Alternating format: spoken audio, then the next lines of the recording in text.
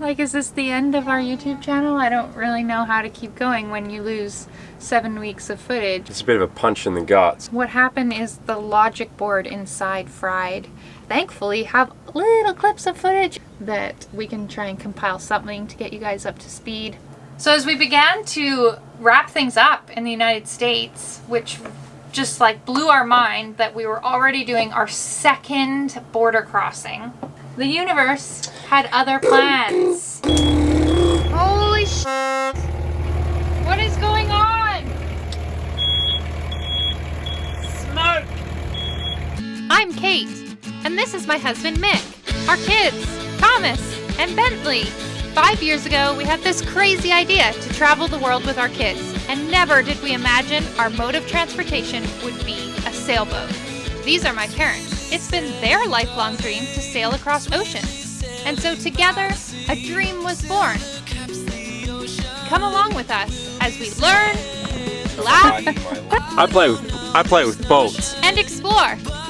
And hey, don't forget to hit subscribe. I just can't stop singing. Oh, how baby I love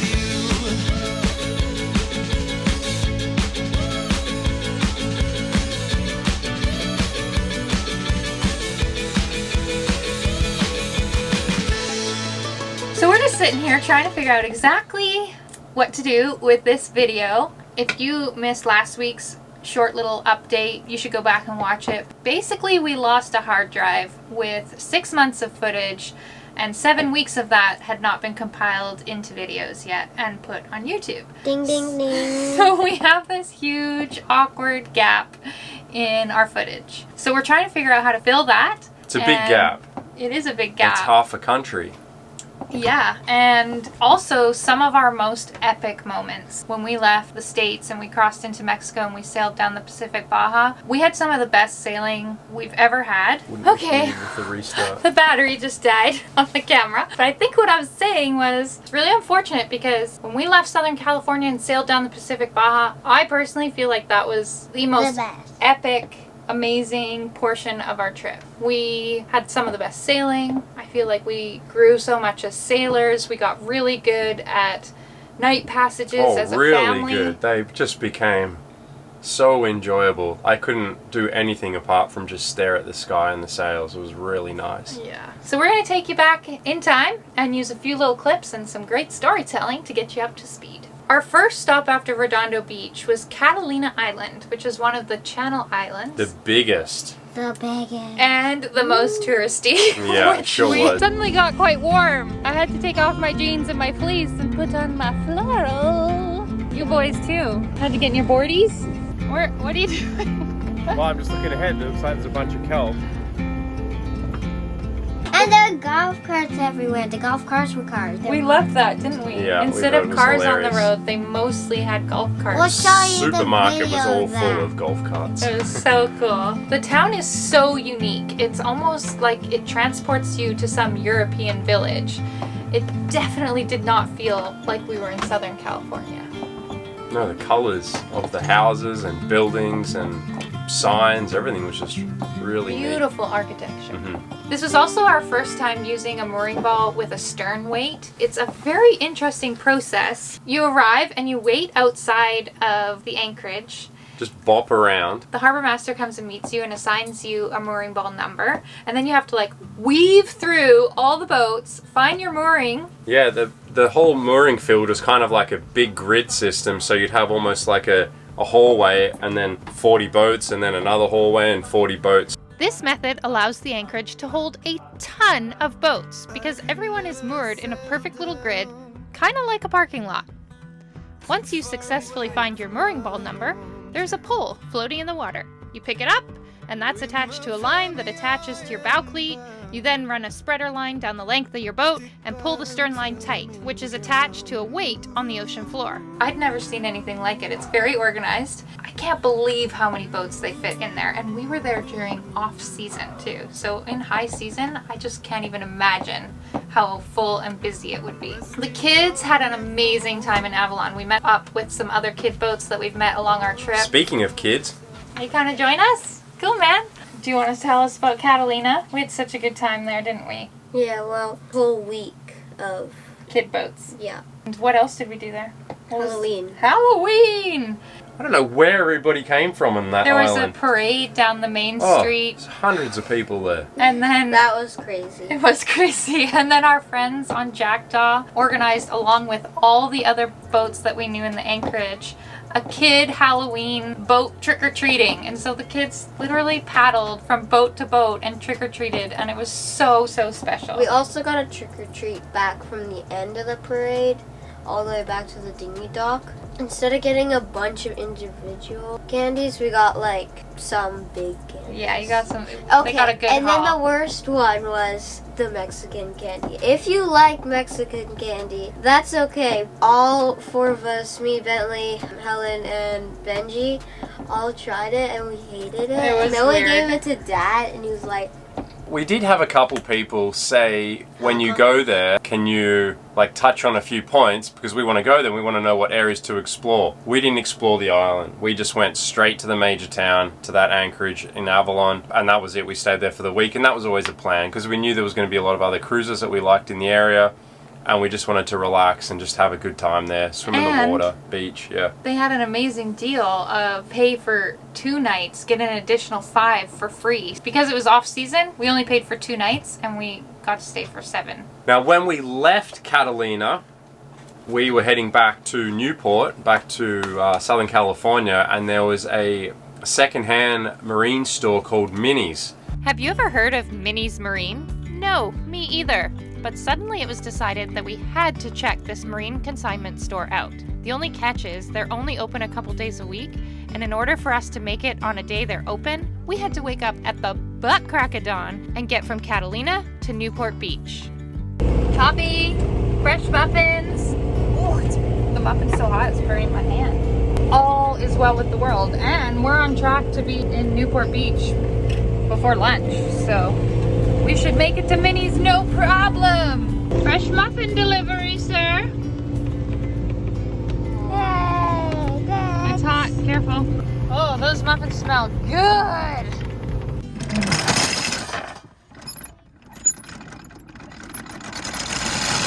Excited, where are we off to? Minnie's! Minnie's. Collect me and all my friends!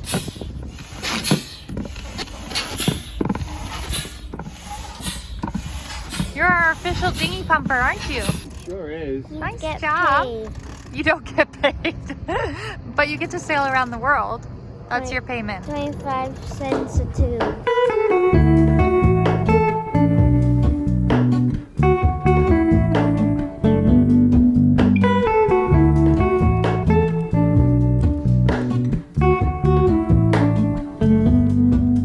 Our friends, John and Meredith on Jackdaw, were almost as excited as Mick to go to Minnie's. So we zipped over to their boat and we all ventured there together. Are you excited? Yeah, Minnie's. Can't even call to see if they're open because they don't answer the phone. I reach through mysterious seas. Is everyone just really excited to be at Minnie's? We woke up at 4 a.m. for this, people. I look for the things. So what did we actually come here for? Like a spinnaker pole. What's the other name for it? Whisker pole. Whisker pole.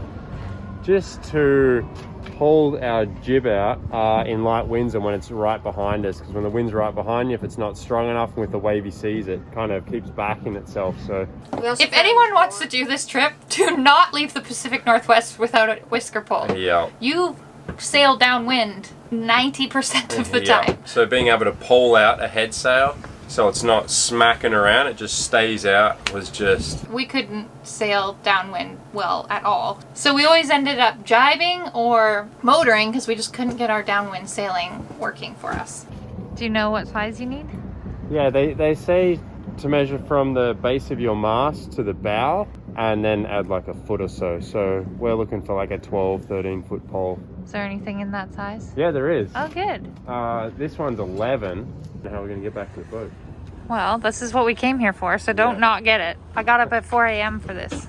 We just got 3 things that were like amazing and are going to change our boat massively. I didn't say it the same, did I? What are the 3 things? What are the 3 things? One is this. What's we that? pull out our jib. A whisker pole? Yep. These, I'm gonna drill holes through our cabin top, like the raised section near the decks, and fix one either side. And now we can tie the dinghy to it, because right now they go to the stanchion base. And we do these. Yeah, and we trip. And when we clip in, we have to unclip and then clip. And we got 2 matching ones of these, so we can get rid of our running backstays off one of the cleats. Frees So up a that'll whole free up cleat. that room. That's why it was so expensive. Whatever, the one thing I pick out.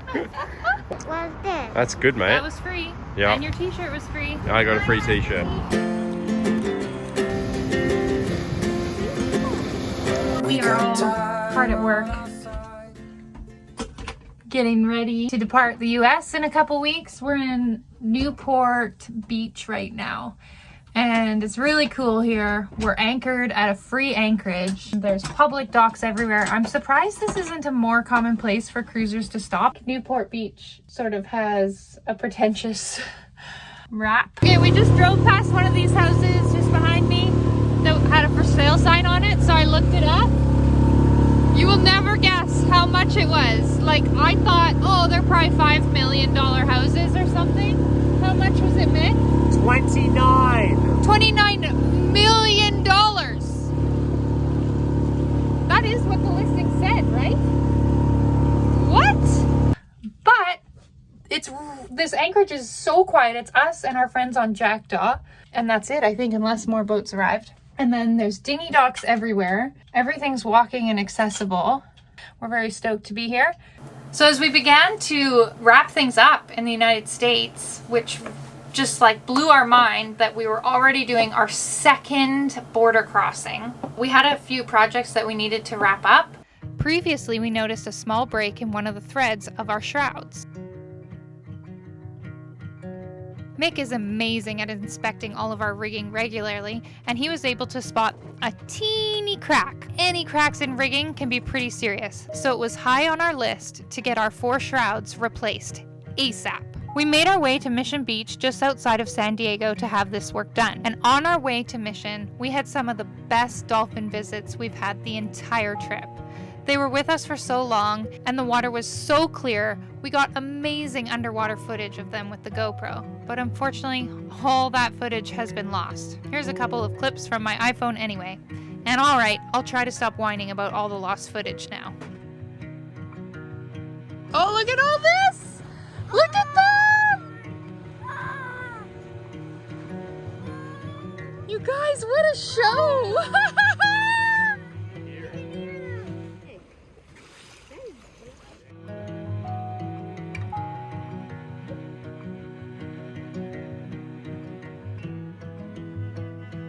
We were also in Mission Beach for Bentley's 8th birthday.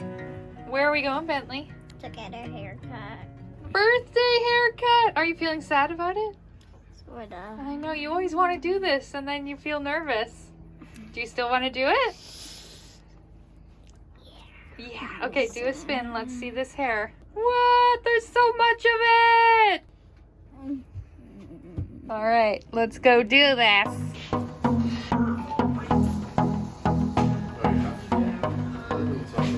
Oh, it does feel so light. Holy cow! You look so handsome. You look handsome with your hair anyway, and I like this. It's a nice change. Too big! It's huge! I'm excited for a go.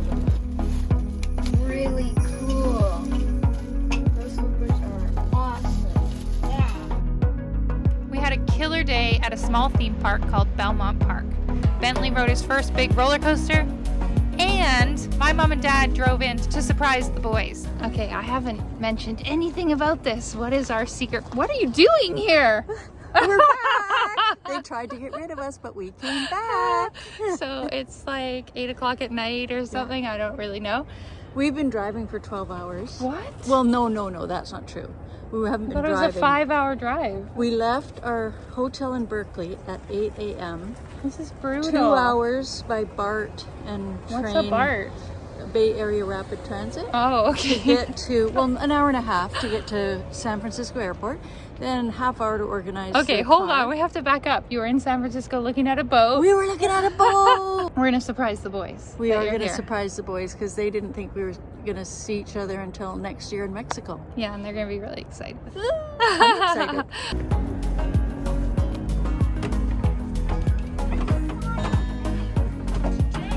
Ahoy, mateys!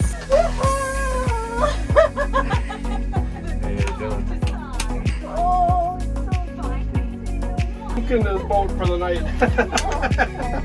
Two thumbs up. Aw, Tommy, was that a good surprise? We must be crazy.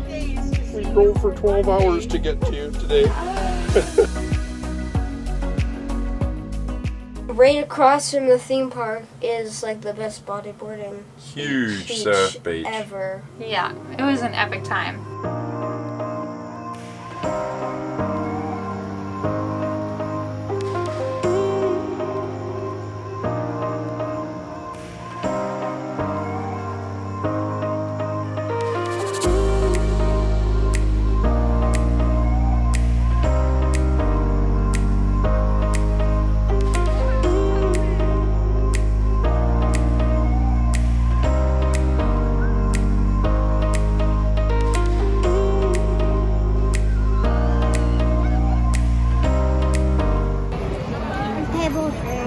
The table's really tall. But look at your view. Unreal sunset. Yeah. Not a bad place for dinner. Perfect. After a really special time in Mission Beach, bodyboarding and great family time and getting our shrouds replaced, it was time to leave the US and cross the Mexican border. So can you remember what, it was like mid-afternoon we left because it was like a 14-hour Yeah. passage. We got everything ready, and I'd never been so happy with We were how like so provisioned. how clean the boat was. We were lucky that we got a lift to go my get groceries, which is always a difficult thing, and everything was just so perfect. And I like pre-made a whole bunch of food. I rarely do that. Like it was like Yeah. we were So ready. many snacks for We were so ready. We saw our perfect weather window. We're going to leave in the afternoon, sail through the night, and then get to Ensenada, like, yeah, This is the right at best part. sunrise. But unfortunately, the universe had other plans.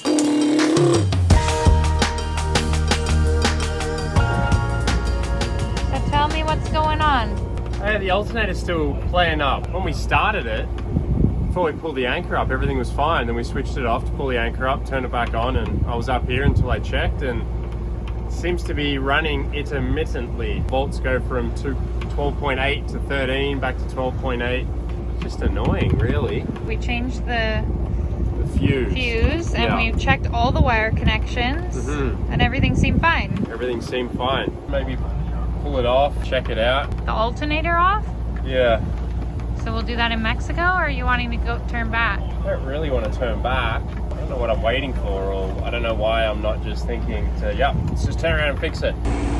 Well, you can hear Mick has the engine hatch open. You can also hear that I'm talking with my mouth full.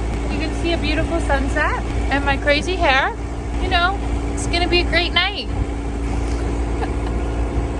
Do the boat problems ever stop, or is this just the new norm now? I think I just heard him swear. That's not a good sign. Something happened?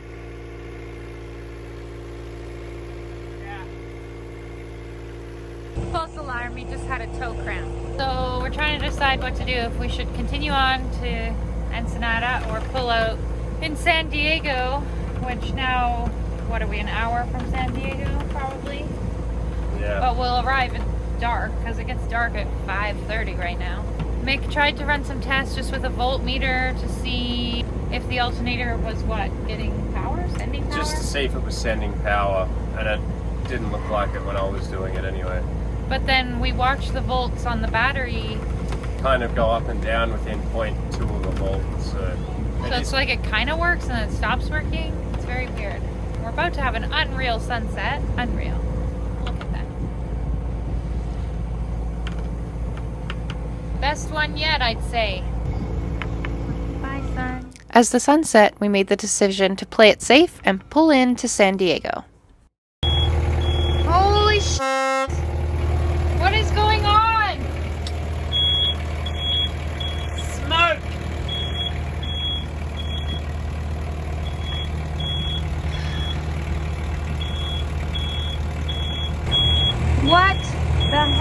we cannot catch a break tonight. It is a really good thing we pulled into San Diego. We're almost here, like 6 minutes from where we can put our anchor down. But there's a lot of smoke coming out of the cabin right now, and smoke detector's going off. My heart is racing. Put your life jacket on, please. No, we're fine. We could throw our anchor down right here. We're totally fine. Everything's fine. I just don't want you breathing in the smoke, that's all. Put your life jacket on, T. You're okay. Why are it smoking? I don't know. That's why I just was like, it just doesn't feel right to me. You're funny. You know what's funny is Dad had the same feeling, so. You guys could just help me by sitting down. You doing okay right now? Yeah, we're in like 30 feet, so technically we could anchor. Just turn the alternator off again, and I'll just let that smoke clear out, and we'll see if it continues with it off. We're okay, guys. We're okay. Everything's fine. It's really good that we stopped. I was pushing Dad, to not stop. So it's really good we stopped, okay? It was the right call. Just went down there and turned the alternator off and let the engine kind of Air out. air out a bit. I didn't want to throw the lid back down and then open it back up and there's smoke. So I let it air out and then put the engine cover back on, waited about 5 minutes, popped the engine cover, and there's no more smoke now. So it's definitely the alternator that is causing all of these dramas tonight. Yeah, This is actually so ridiculous. So I checked the belt tensions before every drive, and to me it felt fine. Maybe I'll tighten it a bit and we'll see if that fixes it in the morning. I do have spare belts, so I'll throw a fresh one on as well. And what do we do? Do we do that, or do we cover all bases, pull the alternator off, we're run pulling it to it shore? off. Okay. This problem's been going on for too long. We've tried all the small fixes. It's time to get serious. The belt might be the fix, and pulling it and taking it to shore could be 2 days, because then we have to go in and anchor Well, and okay, everything. let's change the belt and take it out for a rip, because it seems to be when it gets hot. Like, we need to go for like 2 hours though. Well, it actually started probably 30 minutes, I think. Okay. Well, we need to go for a serious drive. Yeah. Just lifted the hatch up. Still no smoke, which is great. That was what, 10 minutes ago? And now we've anchored and zoomed around a bit. So I'm going to pull the hatch again. And if there's no smoke, I think we know the culprit. Would you agree with that? I think we already know the culprit. And it smells like figs in the boat. Figs? Figs. Okay, ready? Yeah, man. Oh yeah! No smoke.